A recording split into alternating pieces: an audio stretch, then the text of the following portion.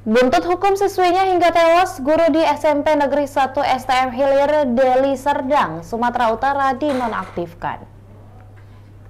Guru agama itu terlibat masalah karena menghukum RSS siswa SMP dengan 100 kali squat jam. Hal itu diyakini menyebabkan kematian RSS. Makanya Kementerian Pendidikan memecat guru tersebut. Terakhir, Citra Effendi Kapah mengatakan pihaknya sedang menginvestigasi kasus hal tersebut agar tidak terulang. Selaku Sekretaris Daerah Deli Serdang pada hari Jumat lalu, ia menjelaskan bahwa perlu jajaran dinas untuk mengawasi agar kejadian tersebut tidak terulang kembali. Sebelumnya, RSS berusia 14 tahun merupakan siswa SMP Negeri 1 STM Hilir meninggal dunia usai dihukum gurunya squat jam sebanyak 100 kali. Usai kejadian itu, korban sempat dirawat di RSUD Sembiring. Naas, ia dinyatakan meninggal pada Kamis 26 September.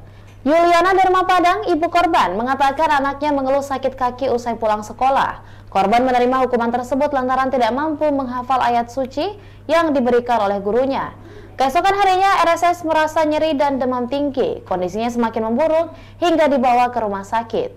Naas, keesokan harinya korban dinyatakan meninggal dunia.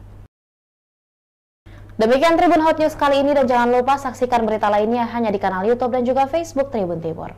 Download Tribun X sekarang, menghadirkan lokal menjadi Indonesia.